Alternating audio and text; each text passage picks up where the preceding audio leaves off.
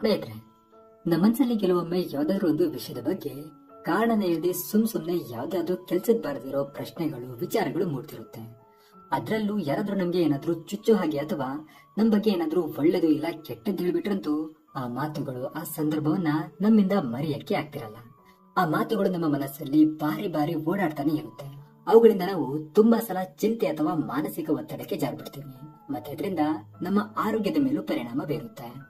So ಈ ವಿನಾಕಾರಣ ಹುಟ್ಟೋ ಅಪ್ರಯೋಜಕ ಮಾತುಗಳನ್ನ, ಪ್ರಶ್ನೆಗಳನ್ನ ನಿಲ್ಸೋದು ಹೇಗೆ, ಅವುಗಳಿಂದ ಮನಸ್ಸಲ್ಲಿ ಉಂಟಾಗುವ ಚಡಪಡಿಕೆಯನ್ನ ಶಾಂತಗೊಳಿಸೋದು ಹೇಗೆ, ಮತ್ತೆ ಮನಸ್ಸಿನ ಅಪ್ರಯೋಜಕ ಚಿಂತೆಯನ್ನ ನಿಲ್ಸೋದು ಹೇಗೆ ಅನ್ನೋದಕ್ಕೆ ಭಗವಾನ್ ಗೌತಮ ಬುದ್ಧ ಅವರು ಹೇಳಿರೋ 4 ಮುಖ್ಯ ಅಭ್ಯಾಸಗಳ ಬಗ್ಗೆ ನಾವು ಇವತ್ತಿನ ಕಥೆಯಿಂದ ತಿಳ್ಕೋಬಹುದು. ಈ 4 ಅಭ್ಯಾಸಗಳನ್ನು ನಾವು ನಮ್ಮ ಜೀವನದಿಂದ ತೆಗೆದುಹಾಕಿದ್ರೆ ನಾವೊಂದು ಚಿಂತೆ ಅಥವಾ ಚಡಪಡಿಕೆ ಮುಕ್ತ ಜೀವನವನ್ನ ಸಂತೋಷವಾಗಿ ಕಳೆಯಬಹುದು. ಮತ್ತೆ ನಮ್ಮ ಮನಸ್ಸನ್ನ ಕೆಲಸಕ್ಕೆ ಬಾರದ ಚಿಂತೆಯಿಂದ ದೂರ ಇರಿಸಿ ನಮ್ಮ ಮುಖ್ಯ ಕೆಲಸದ ಕಡೆ ಗಮನ ಹರಿಸಬಹುದು. ಹಾಗಾದ್ರೆ ಒಂದೂರಲ್ಲಿ ಒಬ್ರು ಬೌದ್ಧ ಭಿಕ್ಷು ಅವರು ಒಂದು ಮರದ ಕೆಳಗಡೆ ಕೂತ್ಕೊಂಡು ಧ್ಯಾನ ಮಾಡ್ತಿರ್ತಾರೆ. ಆಗ್ಲೇ ಅವ್ರ ಹತ್ರ ಒಬ್ಬ ರಾಜ್ಕುಮಾರ ಅವನ ಸಮಸ್ಯೆಗೆ ಪರಿಹಾರ ಕೇಳೋದಕ್ಕೆ ಅಂತ ಬರ್ತಾನೆ.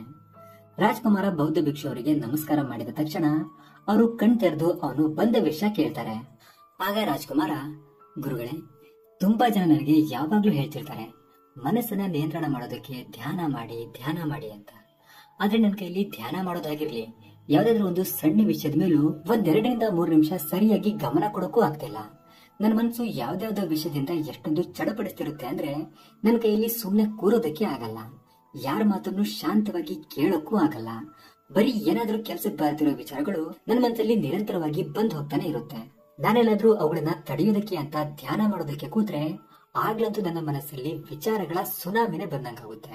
ಜನರ ಬಗ್ಗೆ, ಪರಿವಾರದ ಬಗ್ಗೆ, ನನ್ನ ರಾಜ್ಯದ ಬಗ್ಗೆ, ಕಳೆದೋಗಿರೋ ಸಮಯದ ಬಗ್ಗೆ ಅಥವಾ ಭವಿಷ್ಯದ ಬಗ್ಗೆ, ಹೀಗೆ ಯಾವ್ದಾದ್ರು ಒಂದು ಅಪ್ರಯೋಜಕ ಚಿಂತೆ ನನ್ನ ಮನಸ್ಸಲ್ಲಿ ನಿರಂತರವಾಗಿ ಬರ್ತಾನೆ ಇರುತ್ತೆ. ಅವುಗಳನ್ನ ತಡೆಯೋದಕ್ಕೆ ಅಂತ ನಾನು ಧ್ಯಾನ ಮಾಡೋ ಪ್ರಯತ್ನ ಮಾಡಿದ್ರೆ ಆಗ ನನ್ನ ಮನಸ್ಸು ಅಶಾಂತ ಆಗ್ಬಿಡುತ್ತೆ. ಮತ್ತೆ ಮನಸ್ಸಲ್ಲಿ ಚಡಪಡಿಕೆ ಅಥವಾ ಉದಾಸೀನತೆ ತುಂಬಿಕೊಂಡ್ಬಿಡುತ್ತೆ. ದಯವಿಟ್ಟು ನನ್ನ ಈ ಮನಸ್ಸಿನ ಚಡಪಡಿಕೆಯ ಸಮಸ್ಯೆಗೆ ಏನಾದ್ರೂ ಒಂದು ಪರಿಹಾರ ಹೇಳ್ಕೊಡಿ ಅಂತ ರಾಜ್ಕುಮಾರ ಬೌದ್ಧ ಭಿಕ್ಷು ಅವರ ಹತ್ರ ಬೇಡ್ಕೊತಾನೆ.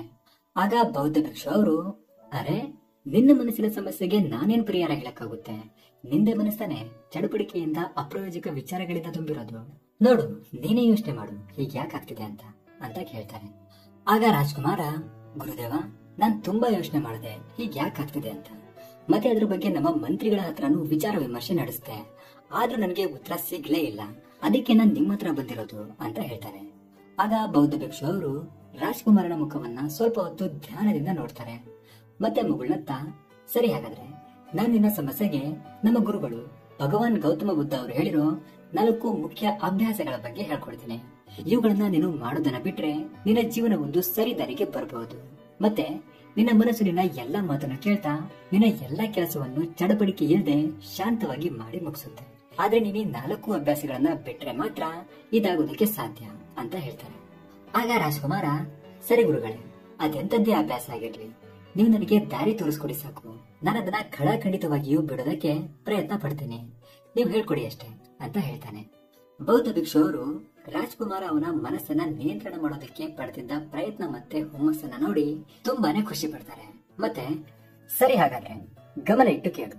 ಮೊದಲ ಅಭ್ಯಾಸ, ಬೇರೆಯವರ ಮನಸ್ಸಿನ ಮಾತಿನ ಬಗ್ಗೆ ಅಥವಾ ಬೇರೆಯವರು ನಿನ್ ಬಗ್ಗೆ ಏನ್ ಯೋಚನೆ ಮಾಡ್ತಾರೆ ಅಂತ ತಿಳ್ಕೊಳ್ಳೋ ಪ್ರಯತ್ನ ಮಾಡೋದಿದೆಯಲ್ಲ, ಆ ಅಭ್ಯಾಸವನ್ನ ಮೊದಲು ಬಿಡು. ನೀನು ಮತ್ತೆ ನಿನ್ನಂತ ಹಲವಾರು ಜನರು ಮೊದ್ಲೇನ್ ತಪ್ಪು ಮಾಡ್ತಾರೆ ಅಂದ್ರೆ ಅವರು ಬೇರೆಯವರ ಮನಸ್ಸಿನ ಮಾತನ್ನ ತಿಳ್ಕೊಳ್ಳೋ ಪ್ರಯತ್ನ ಮಾಡ್ತಾರೆ, ಬೇರೆಯವರನ್ನ ಒಪ್ಪಿಸೋ ಪ್ರಯತ್ನ ಮಾಡ್ತಾರೆ. ಯಾವ ತರ ಅಂದ್ರೆ, ಮುಂದೆ ಇರೋರು ನನ್ ಬಗ್ಗೆ ಈ ತರ ಯೋಚನೆ ಮಾಡ್ತಿದಾರ, ಈ ತರ ಯೋಚನೆ ಮಾಡ್ತಿರ್ಬಹುದಾ, ಅವ್ರ ಮನ್ಸಲ್ಲಿ ಅವ್ರು ನನ್ ಬಗ್ಗೆ ಏನ್ ಅನ್ಕೊಳ್ತಿರ್ಬಹುದು, ಒಳ್ಳೇದು ಕೆಟ್ಟದ್ದು, ನನ್ ಬಗ್ಗೆ ಬೇರೆಯವ್ರ ಹತ್ರ ಏನ್ ಮಾತಾಡ್ತಾರೋ ಅಂತೆಲ್ಲ ಬೇರೆಯವರ ಮನಸ್ಸಿನ ಮಾತಿನ ಬಗ್ಗೆ ಯೋಚನೆ ಮಾಡ್ತಿರ್ತಾರೆ. ಮತ್ತೆ ಇದೇ ಒಂದು ಮುಖ್ಯ ಕಾರಣ ಅಥವಾ ಅಭ್ಯಾಸ ಆಗಿರುತ್ತೆ ನಮ್ಮ ಚಿಂತೆ ಅಥವಾ ಮನಸ್ಸಿನ ಚಡಪಡಿಕೆಗೆ. ತುಂಬಾ ಜನ ಬೇರೆಯವರ ಮನಸ್ಸಿನ ಮಾತನ್ನ ತಪ್ಪಾಗಿ ಮತ್ತೆ ನಕಾರಾತ್ಮಕವಾಗಿ ಅರ್ಥ ಮಾಡ್ಕೊಳ್ಳೋದು. ಹೇಗೆ ಅಂದ್ರೆ, ನನ್ ಬಗ್ಗೆ ಅವ್ರ ಮನಸ್ಸಲ್ಲಿ ಒಳ್ಳೆ ಭಾವನೆ ಇದೆಯೋ ಇಲ್ವೋ, ಇವತ್ತು ನಾನು ಅವ್ರ ಹತ್ರ ಮಾತಾಡಿದ ಶೈಲಿಯಿಂದ ಅವರು ನನ್ ಬಗ್ಗೆ ಏನ್ ಅನ್ಕೊಂಡ್ರು, ಅವರು ನನ್ ಮೇಲೆ ಹೊಟ್ಟೆ ಕಿಚ್ಚನಾದ್ರೂ ಪಡ್ತಾರ, ನನ್ನನ್ನ ಅವರು ಇಷ್ಟ ಪಡ್ತಾರೋ ಇಲ್ವೋ, ಅಥವಾ ಯಾವ್ದಾದ್ರು ವಿಷಯಕ್ಕೆ ನನಗವರು ಸಹಾಯ ಮಾಡ್ತಾರೋ ಇಲ್ವೋ ಅನ್ನೋ ತುಂಬಾ ತರದ ನಕಾರಾತ್ಮಕ ಯೋಚನೆಗಳನ್ನ ಬೇರೆಯವರ ಬಗ್ಗೆ ನಮ್ಮ ಮನಸ್ಸಲ್ಲಿ ನಾವು ತುಂಬಿಕೊಂಡಿರ್ತೀವಿ. ಮತ್ತೆ ಅವ್ರ ಮೇಲೆ ಸೇಡ್ ಹೇಗೆ ತೀರಿಸ್ಕೊಳ್ಳೋದು, ಅವ್ರನ್ನ ಕಡೆಗಾಣಿಸೋದು ಹೇಗೆ, ಅಥವಾ ಅವ್ರನ್ನ ಒಪ್ಸೋದು ಹೇಗೆ, ನಮ್ ಬಗ್ಗೆ ಅವರಲ್ಲಿ ಒಳ್ಳೆ ಅಭಿಪ್ರಾಯ ಮೂಡಿಸೋದು ಹೇಗೆ ಅಂತೆಲ್ಲ ಯೋಚನೆ ಮಾಡ್ತಿರ್ತೀವಿ. ಈ ಉಪಯೋಗ ಇಲ್ಲದೆ ಇರೋ ಯೋಚನೆಗಳೇ ನಮ್ಮನ್ನ ಚಿಂತೆ ಅಥವಾ ಚಡಪಡಿಕೆಯನ್ನು ಹಳ್ಳಕ್ಕೆ ತಳ್ಳೋದು. ಅದಕ್ಕೆ ಬೇರೆಯವರು ನಿನ್ ಬಗ್ಗೆ ಏನ್ ಯೋಚನೆ ಮಾಡ್ತಿದ್ದಾರೆ ಅಂತ ತಿಳ್ಕೊಳ್ಳೋ ಪ್ರಯತ್ನ ಮಾಡಬೇಡ. ಬೇರೆಯವರ ಮನಸ್ಸಿನ ಮಾತಿನ ಬಗ್ಗೆ ಧ್ಯಾನ ಕೊಡಬೇಡ. ಹಾಗೂ ಯಾವ್ದಾದ್ರು ವಿಷಯದ ಮೇಲೆ ಧ್ಯಾನ ಕೊಡಬೇಕು ಅಥವಾ ಬೇರೆಯವರ ದೃಷ್ಟಿಯಲ್ಲಿ ನೀನು ಮೇಲ್ ಬರಬೇಕು ಅಂದ್ರೆ ನಿನ್ನ ಮನಸ್ಸಿನ ಮಾತಿನ ಮೇಲೆ ನಿಗಾ ವಹಿಸು. ನಿನ್ನ ಕೆಲಸವನ್ನ ಇನ್ನೂ ಸರಿಯಾಗಿ ಇನ್ನೂ ಅಚ್ಚುಕಟ್ಟಾಗಿ ಮಾಡೋದನ್ನ ಕಲಿ. ಆಗ ನೀನ್ ಯಾರಿಗೂ ಒಪ್ಸೋ ಅವಶ್ಯಕತೆ ಅಥವಾ ಬೇರೆಯವರು ನಿನ್ ಬಗ್ಗೆ ಏನ್ ಯೋಚನೆ ಮಾಡ್ತಿದ್ದಾರೆ ಅಂತ ತಿಳ್ಕೊಳ್ಳೋ ಅವಶ್ಯಕತೆ ಬೀಳೋದಿಲ್ಲ. ಯಾಕಂದ್ರೆ ನಿನ್ನ ಕೆಲಸ ಅಥವಾ ನಿನ್ನ ಮನಸ್ಸಿನ ಸಕಾರಾತ್ಮಕ ವಿಚಾರಗಳ ಕಡೆ ಗಮನ ಹರಿಸಿ ನೀನು ನಿನ್ನ ದೃಷ್ಟಿಯಲ್ಲಿ ಮೊದಲು ಮೇಲ್ ಬಂದಿರ್ತೀಯ. ಆಗ ಬೇರೆಯವರ ಒಪ್ಪಿಗೆ ಅಥವಾ ಅವರ ಮನಸ್ಸಿನ ಮಾತಿನ ಬಗ್ಗೆ ನಿನ್ ಮೇಲೆ ಯಾವುದೇ ಪ್ರಭಾವ ಬೀಳೋದಿಲ್ಲ. ಹಾಗಾಗಿ ಮೊದಲ ಕೆಟ್ಟ ಅಭ್ಯಾಸ, ಬೇರೆಯವರು ನಿನ್ ಬಗ್ಗೆ ಏನ್ ಯೋಚನೆ ಮಾಡ್ತಾರೆ ಅಂತ ನೀನ್ ಯೋಚನೆ ಮಾಡೋದನ್ನ ಮೊದಲು ಬಿಡು. ಎರಡನೇ ಅಭ್ಯಾಸ, ಜನರಿಂದ ಟೀಕೆ ಮತ್ತೆ ಅಸಫಲನಾಗೋದ್ರಿಂದ ಭಯ ಪಡೋದನ್ನ ಬಿಡು. ನಾನೆಲ್ಲಾದ್ರೂ ಅಸಫಲನಾದ್ರೆ ಜನ ನನ್ನ ಬಗ್ಗೆ ಏನ್ ಯೋಚನೆ ಮಾಡ್ತಾರೋ, ಜನ ನನ್ನ ನೋಡಿ ನಗ್ತಾರೇನೋ ಅನ್ನೋ ಭಯ ಅಥವಾ ಸಂಕೋಚವನ್ನ ಬಿಡು. ಯಾಕಂದ್ರೆ ನೀನು ಗೆದ್ದಾಗ ಶಬಾಷ್ ಅಂತ ಬೆನ್ ತಟ್ಟಿ ಮೆರೆಸೋ ಜನರೇ ನೀನು ಸೋತಾಗ ನಗೋದು. ಜನ ನೀನು ಗೆದ್ರು ನಗ್ತಾರೆ, ಸೋತ್ರು ನಗ್ತಾರೆ. ಗೆದ್ರೆ ಖುಷಿಯಿಂದ ನಗ್ತಾರೆ, ಸೋತ್ರೆ ಗೇಲಿ ಮಾಡ್ಕೊಂಡು ನಗ್ತಾರೆ. ಜನರ ಕೆಲಸನೇ ಅದು ಬೇರೆಯವ್ರ ಜೀವನದಲ್ಲಿ ಕೈ ಆಡಿಸೋದು. ಅದಕ್ಕೆ ನೀನು ನಿನ್ನ ಕೆಲಸದಲ್ಲಿ ಸಫಲನಾದ್ಮೇಲೆ ಜನರಿಂದ ಒಳ್ಳೆ ಮಾತು ಅಥವಾ ಹೊಗಳಿಕೆಗಳನ್ನ ಬಯಸೋನಾಗಿದೆಯಾ ಅಂದ್ರೆ ನೀನು ಅಸಫಲನಾದಾಗ ಅವರ ಟೀಕೆಗಳನ್ನು ಸಹ ಸಹಿಸಿಕೊಳ್ಳೋ ನೀನಾಗಿರ್ಬೇಕು. ಯಾಕಂದ್ರೆ ಜನ ಎರಡಕ್ಕೂ ಮಾತಾಡ್ತಾರೆ, ಅದಕ್ಕೆ ನೀನು ಎರಡಕ್ಕೂ ತಯಾರಾಗಿರ್ಬೇಕು. ಆದ್ರೆ ನಾವು ಅಸಫಲರಾದಾಗ ಸಮಸ್ಯೆ ಏನಾಗುತ್ತೆ ಅಂದ್ರೆ ನಾವು ಅಸಫಲತೆಯನ್ನ ಕೆಟ್ಟದ್ದು ಅನ್ಕೊಂಡ್ಬಿಡ್ತೀವಿ. ಆದ್ರೆ ಅಸಫಲರಾಗೋದು ಸಫಲರಾಗೋದ್ರಿಂದನೂ ಹೆಚ್ಚು ಅವಶ್ಯಕ. ಯಾಕಂದ್ರೆ ಯಾವಾಗ್ಲೂ ಅಸಫಲರೇ ಆಗದೆ ಇರೋ ಸಫಲ ವ್ಯಕ್ತಿಗಳಲ್ಲಿ ನಾನು ಶ್ರೇಷ್ಠ, ಎಲ್ಲರಲ್ಲೂ ಉತ್ತಮವಾದವನು ಅನ್ನೋ ಜಂಬ, ಅಹಂಕಾರ ಮತ್ತೆ ಬೇರೆಯವರ ಮೇಲೆ ಕೀಳರಿಮೆಯ ಭಾವನೆಗಳು ಸೃಷ್ಟಿಯಾಗುತ್ತೆ.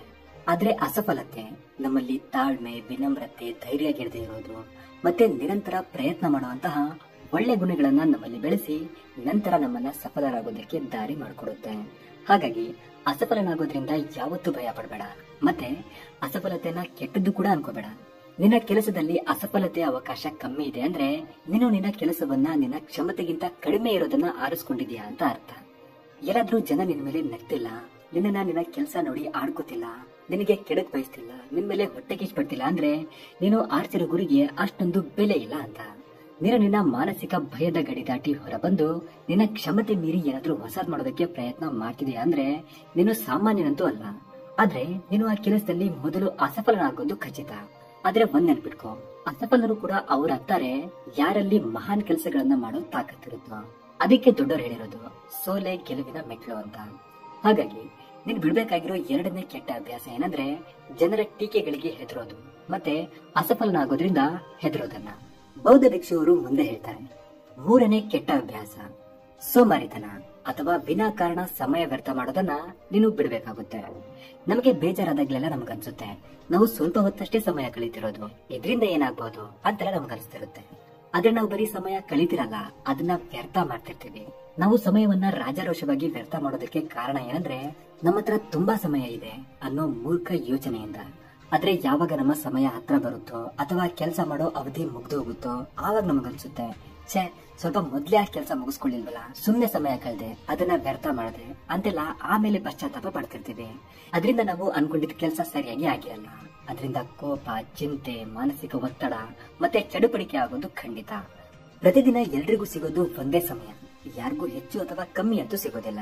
ಆದ್ರೆ ನಾವು ಆ ಸಿಕ್ಕಿರೋ ಸಮಯವನ್ನ ಹೇಗೆ ಉಪಯೋಗ ಮಾಡ್ಕೋತೀವಿ ಅನ್ನೋದ್ರ ಮೇಲೆ ನಮ್ಮ ಬೆಳವಣಿಗೆ ಅಥವಾ ನಮ್ಮ ಭವಿಷ್ಯ ನಿರ್ಧಾರ ಆಗುತ್ತೆ.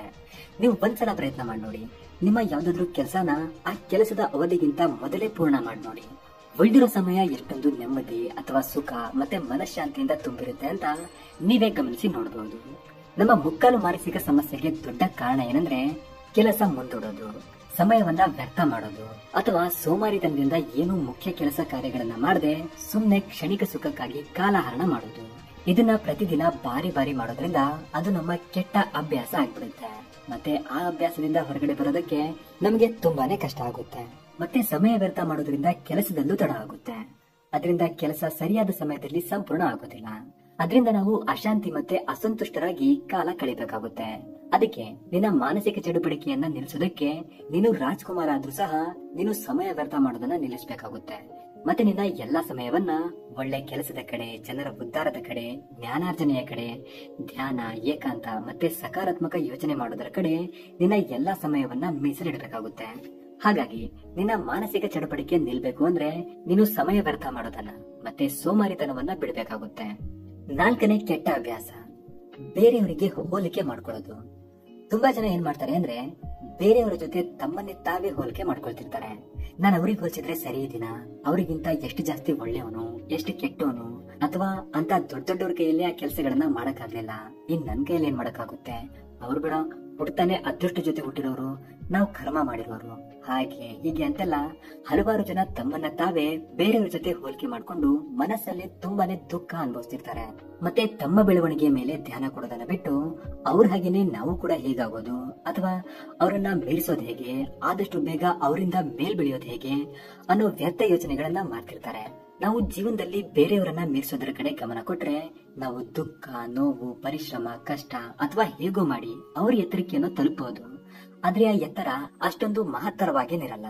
ಆದ್ರೆ ಅವರನ್ನ ಮೀರಿಸೋ ಯೋಚನೆ ಮಾಡೋದ್ರ ಬದಲು ನಮ್ಮನ್ನ ನಾವು ಮೀರಿಸೋ ಯೋಚನೆ ಮಾಡಿದ್ರೆ, ಇವತ್ತು ನೀನು ಎಷ್ಟು ಕೆಲಸ ಮಾಡಿದೆ, ಎಷ್ಟು ಒಳ್ಳೆ ವಿಚಾರಗಳನ್ನ ಕಲಿತೆ, ನಿನ್ನ ಕಾರ್ಯಗಳಲ್ಲಿ ಇವತ್ತು ಎಷ್ಟು ವೃದ್ಧಿ ಆಗಿದೆ, ಅವುಗಳನ್ನ ಅಥವಾ ನಿನ್ನ ಕೆಲಸವನ್ನ ನೀನೇ ಮೀರಿಸೋ ಸಾಹಸ ಮಾಡ್ತಾ ಹೋದ್ರೆ ನೀನು ಬೇರೆಯವರನ್ನ ಮೀರಿಸೋ ಯೋಚನೆ ಮಾಡ್ಬೇಕಾಗಿಲ್ಲ. ನೀನ್ ಆಗ್ಲೇ ಅವರಿಗಿಂತ ಎಷ್ಟೋ 1000 ಪಟ್ಟು ಹೆಚ್ಚು ಬೆಳೆಯೋ ಸಾಮರ್ಥ್ಯ ನಿನ್ನಲ್ಲಿ ಆದಾಗದೆ ಬಂದಿರುತ್ತೆ. ಮತ್ತೆ ನೀನು ಅವರಿಗಿಂತ ಜಾಸ್ತಿ ಬೆಳಿತೀಯ ಕೂಡ. ವಾಸ್ತವದಲ್ಲಿ ನಾವು ಬೇರೆಯವರ ಜೊತೆ ಹೋಲಿಕೆ ಮಾಡ್ಕೊಳ್ಳೋದೇ ವ್ಯರ್ಥ. ಯಾಕಂದ್ರೆ ಯಾರಿಗೊತ್ತು ಅವ್ರು ಏನೆಲ್ಲ ಯೋಜನೆ, ಕೆಲಸ, ಕಷ್ಟಪಟ್ಟು ಆ ಸ್ಥಾನಕ್ಕೆ ತಲುಪಿರ್ತಾರೋ, ಏನೆಲ್ಲ ಬಲಿದಾನ ಕೊಟ್ಟಿರ್ತಾರೋ ಅದನ್ನೆಲ್ಲ ನಾವು ಯೋಚನೆ ಮಾಡಲ್ಲ. ಸುಮ್ನೆ ಅವ್ರನ್ನ ಮೀರಿಸ್ಬೇಕು, ಇವ್ರನ್ನ ಮೀರಿಸ್ಬೇಕು ಅಂತೆಲ್ಲ ವ್ಯರ್ಥ ಯೋಚನೆ ಮಾಡ್ತಿರ್ತೀವಿ. ಅವರ ಯೋಚನಾ ಶಕ್ತಿ, ಅವರ ಬುದ್ಧಿವಂತಿಕೆ ನಮ್ಮ ಬುದ್ಧಿವಂತಿಕೆಯಿಂದ ಬಹಳಷ್ಟು ಭಿನ್ನವಾಗಿರುತ್ತೆ. ಯಾರಿಗೊತ್ತು ನೀವು ನಿಮ್ಮನ್ನ ಹೋಲಿಕೆ ಮಾಡ್ಕೊಳ್ತಿರೋ ವ್ಯಕ್ತಿ ವಾಸ್ತವದಲ್ಲಿ ಅಂತ ದೊಡ್ಡ ವ್ಯಕ್ತಿ ಆಗ್ದೇನೂ ಇರಬಹುದು. ಅವನು ಬರೀ ಅವನ ದೊಡ್ಡ ಸ್ಥಿತಿಯನ್ನ ಇಲ್ಲದೆ ಇದ್ರೂ ತೋರ್ಪಡಿಕೆ ಮಾಡ್ತಿರ್ಬಹುದು. ನೀವ್ ಯಾರನ್ನ ನಿಮ್ಮಿಂದ ಉತ್ತಮ, ಬುದ್ಧಿವಂತ, ಛಲಗಾರ, ಪರಿಶ್ರಮಿ ಅನ್ಕೊಂಡಿದಿರೋ ಅವರು ನಿಮಗ್ ಹೋಲಿಸಿದ್ರೆ ನಿಮ್ಮ ಕಾರ್ಯಕ್ಷಮತೆ ಮುಂದೆ ನಿಲ್ಲಕ್ಕೂ ಯೋಗ್ಯತೆ ಇಲ್ಲದೆ ಇರೋರು ಆಗಿರಬಹುದು. ಯಾರಿಗೊತ್ತು ಭವಿಷ್ಯದಲ್ಲಿ ಏನೇನಾಗುತ್ತೋ.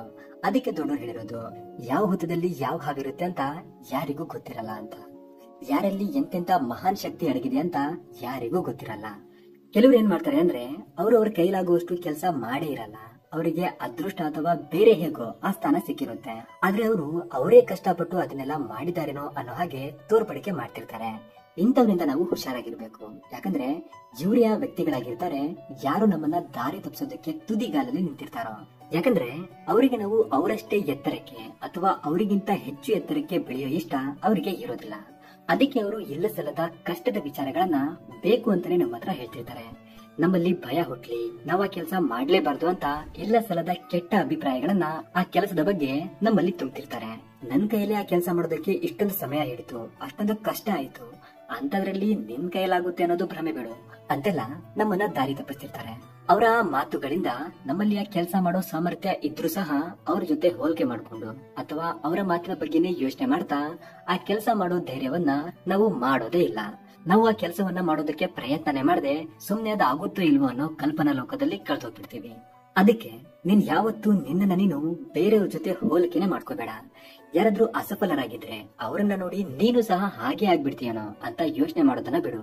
ನೀನು ನಿನ್ನ ಕೆಲಸವನ್ನ ನಿಷ್ಠೆಯಿಂದ, ಪರಿಶ್ರಮದಿಂದ, ಖುಷಿಯಾಗಿ ಮಾಡಿ ಆ ಕೆಲಸಕ್ಕೆ ನಿನ್ನ ಕೈಯಲ್ಲಾಗೋ ಸರ್ವಶ್ರೇಷ್ಠ ಪ್ರಯತ್ನ ಮಾಡಿ ಅದರ ಫಲವನ್ನ ಸಮಯದ ಮೇಲೆ ಬಿಟ್ಬಿಡು. ಸಮಯದ ಹತ್ರ ಎಲ್ಲಾ ಪ್ರಶ್ನೆಗಳಿಗೂ ಸರಿಯಾದ ಉತ್ತರ ಇದ್ದೇ ಇರುತ್ತೆ. ಹಾಗಾಗಿ ನಿನ್ನ ಪ್ರಯತ್ನ ನೀನು ಮಾಡಿ ಆರಾಮವಾಗಿರೋದಕ್ಕೆ ಪ್ರಯತ್ನ ಪಡುವ ಅಷ್ಟೇ. ಬೇರೆಯವರ ಗಾಳಿ ಮಾತಿಗೆ ಕಿವಿ ಕೊಡಬೇಡ. ಯಾಕಂದ್ರೆ ಮೊದ್ಲೇ ನೀನು ಬೇರೆಯವ್ರ ಜೊತೆ ಹೋಲಿಕೆ ಮಾಡ್ಕೊಂಡು ಚಡಪಡಿಕೆಯಲ್ಲಿರ್ತೀಯ. ಅದ್ರಲ್ಲೂ ಬೇರೆಯವರ ಗಾಳಿ ಮಾತಿಗೆ ಕಿವಿ ಕೊಟ್ರೆ ನೀನು ಮಾಡಿರೋ ಕೆಲಸ ಆಗುತ್ತೋ ಇಲ್ವೋ ಅನ್ನೋ ಮಾನಸಿಕ ಒತ್ತಡಕ್ಕೆ ಜಾರೋದು ಖಚಿತ. ಹಾಗಾಗಿ 4ನೇ ಕೆಟ್ಟ ಅಭ್ಯಾಸ, ಬೇರೆಯವರ ಗಾಳಿ ಮಾತಿಗೆ ಕಿವಿ ಕೊಡೋದನ್ನ ಮತ್ತೆ ನಿನ್ನನ್ನ ನೀನು ಬೇರೆಯವರ ಜೊತೆ ಹೋಲಿಕೆ ಮಾಡ್ಕೊಳ್ಳೋದನ್ನ ನೀನು ಬಿಡ್ಬೇಕಾಗುತ್ತೆ. ಬೌದ್ಧ ಭಿಕ್ಷುವರು ಮುಂದೆ ಹೇಳ್ತಾರೆ, ನೀನೆಲ್ಲಾದ್ರೂ ಈ 4 ದುರಭ್ಯಾಸಗಳನ್ನ ಬಿಟ್ಬಿಟ್ರೆ ನಿನ್ನ ಮನಸ್ಸು ಆದಷ್ಟು ಪ್ರಶಾಂತ ಆಗೋದಕ್ಕೆ ಶುರುವಾಗುತ್ತೆ. ಮತ್ತೆ ನೀನು ನಿನ್ನ ಮನಸ್ಸಿಂದ ನಿಧಾನವಾಗಿ ನಿನಗೆ ಏನ್ ಬೇಕೋ ಆ ಕೆಲಸವನ್ನ ಸುಲಭವಾಗಿ ಮಾಡಿಸ್ಕೋಬಹುದು ಅಂತ ಬೌದ್ಧ ಭಿಕ್ಷುವರು ಆ ರಾಜ್ಕುಮಾರನ ಮಾನಸಿಕ ಚಡಪಡಿಕೆಯ 4 ಕೆಟ್ಟ ಅಭ್ಯಾಸಗಳನ್ನ ಬಿಡೋದರ ಬಗ್ಗೆ ಅವನಿಗೆ ಸಲಹೆ ಕೊಟ್ಟು ಅವನ ಸಮಸ್ಯೆಯನ್ನ ಬಗೆಹರಿಸ್ತಾರೆ. ಬೌದ್ಧ ಭಿಕ್ಷುವರ ಮಾತನ್ನ ಕೇಳಿ ರಾಜ್ಕುಮಾರನಿಗೆ ಈಗ ಏನ್ ಮಾಡ್ಬೇಕು, ಏನ್ ಬಿಡ್ಬೇಕು ಅನ್ನೋದು ಚೆನ್ನಾಗಿ ಅರ್ಥ ಆಗಿರುತ್ತೆ. ಅವನು ಆ ಬೌದ್ಧ ಭಿಕ್ಷು ಅವರ ಕಾಲಿಗೆ ಬಿದ್ದು ಅವರ ಆಶೀರ್ವಾದ ತಗೊಂಡು ಅರಮನೆಗೆ ಮರಳ್ತಾನೆ. ಮತ್ತೆ ಬೌದ್ಧ ಭಿಕ್ಷು ಅವರು ಹೇಳಿದ ಆ 4 ಕೆಟ್ಟ ಅಭ್ಯಾಸಗಳನ್ನು ಬಿಟ್ಟು ಮುಂದಿನ ದಿನಗಳಲ್ಲಿ ಒಬ್ಬ ಒಳ್ಳೆ ರಾಜ್ಕುಮಾರನಿಂದ ಒಬ್ಬ ಮಹಾನ್ ರಾಜನಾಗಿ ಪರಿವರ್ತನೆ ಆಗ್ತಾನೆ. ಸ್ನೇಹಿತರೆ, ನಾವು ಕೂಡ ನಮ್ಮ ಜೀವನದಲ್ಲಿ ಈ 4 ದುರಭ್ಯಾಸಗಳಿಗೆ ಬಲಿಯಾಗಿರ್ತೀವಿ. ಬೇರೆಯವ್ರು ನಮ್ಮ ಬಗ್ಗೆ ಏನ್ ಯೋಚನೆ ಮಾಡ್ತಾರೋ, ನಾವ್ ಎಲ್ಲಿ ಅವ್ರ ಮುಂದೆ ತಪ್ಪು ಮಾಡ್ಬಿಡ್ತೀವೋ, ಅವ್ರ ಮನಸ್ಸಲ್ಲಿ ನಮ್ಮ ಬಗ್ಗೆ ಅವರು ಏನ್ ಯೋಚನೆ ಮಾಡ್ಬೋದು, ಅವ್ರನ್ನ ಒಪ್ಸೋದು ಹೇಗೆ ಅನ್ನೋ ತುಂಬಾ ತರದ ವ್ಯರ್ಥ ಯೋಚನೆಯ ಅಭ್ಯಾಸ ಮಾಡ್ಕೊಂಡಿರ್ತೀವಿ. ಹಾಗೆ ನಾವು ಅಸಫಲರಾದ್ರೆ ಜನ ನಮ್ಮ ಬಗ್ಗೆ ಏನ್ ಯೋಚನೆ ಮಾಡ್ತಾರೋ, ನಮ್ ಕೆಲಸದಲ್ಲಿ ನಾವು ಉತ್ತಮವಾಗಿ ಕೆಲಸ ಮಾಡ್ತೇವೋ ಇಲ್ವೋ, ಅದರಲ್ಲಿ ನಾವು ಸಫಲರಾಗ್ತೇವೋ ಇಲ್ವೋ ಅನ್ನೋ ಅಸಫಲತೆಯ ಭಯದ ಅಭ್ಯಾಸ ಕೂಡ ನಮ್ಮ ಮನಸ್ಸಲ್ಲಿ ಬೆಳೆದಿರುತ್ತೆ. ಹಾಗೆ ಸಮಯ ವ್ಯರ್ಥ ಮಾಡೋದು, ಕೆಲಸ ಮುಂದೂಡೋ ಅಂತಹ ಕೆಟ್ಟ ಅಭ್ಯಾಸವನ್ನು ನಾವು ಬೆಳೆಸ್ಕೊಂಡಿರ್ತೀವಿ. ಮತ್ತೆ ಬೇರೆಯವ್ರ ಜೊತೆ ನಮ್ಮನ್ನೇ ನಾವು ಕಂಪೇರ್ ಜಾಸ್ತಿ ಮಾಡ್ಕೊಳ್ಳೋ ದುರಭ್ಯಾಸನು ಬೆಳೆಸ್ಕೊಂಡಿರ್ತೀವಿ. ಇವುಗಳಿಂದ ನಮ್ಮ ಮನಸ್ಸಲ್ಲಿ ಕೆಟ್ಟ ವಿಚಾರಗಳು, ನಕಾರಾತ್ಮಕ ಯೋಚನೆ ಮತ್ತೆ ಮಾನಸಿಕ ಚಟುವಟಿಕೆಗಳು ನಮಗೆ ಗೊತ್ತಿಲ್ಲದೆ ನಮ್ಮನ್ನ ಕಾಡ್ತಿರುತ್ತೆ. ಹಾಗಾಗಿ ಯಾವಾಗ ನಾವು ಈ 4 ಕೆಟ್ಟ ಅಭ್ಯಾಸಗಳನ್ನ ಬಿಡ್ತೀವೋ ಆಗಿಂದ ನಮ್ಮ ಮನಸ್ಸು ಆದಷ್ಟು ಪ್ರಶಾಂತವಾಗ್ತಾ ಬರುತ್ತೆ. ಮತ್ತೆ ಅದರಿಂದ ನಮ್ಮ ನಿರಂತರ ಧ್ಯಾನವನ್ನ ನಮ್ಮ ಬೇರೆ ಕೆಲಸದ ಕಡೆ ಕೊಡಬಹುದು. ಕತೆ ಇಷ್ಟ ಆಗಿದ್ರೆ ಮರಿದೆ ಒಂದು ಲೈಕ್ ಮಾಡಿ. ಹಾಗೆ ಈ ಕತೆ ಬಗ್ಗೆ ನಿಮ್ಗೆ ಅನ್ಸಿದ್ದೇನಾದ್ರೂ ಒಂದನ್ನ ಕಮೆಂಟ್ ಮಾಡಿ. ಮತ್ತೆ ಇದೇ ತರದ ಮೋಟಿವೇಶನಲ್ ಕತೆಗಳು ನಿಮ್ಗೆ ಮತ್ತೆ ಬೇಕು ಅನ್ಸಿದ್ರೆ ನಮ್ಮ ಚಾನೆಲ್ ನ ಸಬ್ಸ್ಕ್ರೈಬ್ ಮಾಡ್ಕೊಂಡು ಬೆಲ್ ಐಕಾನ್ ಪ್ರೆಸ್ ಮಾಡ್ಕೊಳ್ಳಿ. ಹೊಸ ಕತೆ ಅಪ್ಲೋಡ್ ಆದ ತಕ್ಷಣ ನಿಮ್ಗೆ ನೋಟಿಫಿಕೇಶನ್ ಸಿಗುತ್ತೆ. Thank you for watching.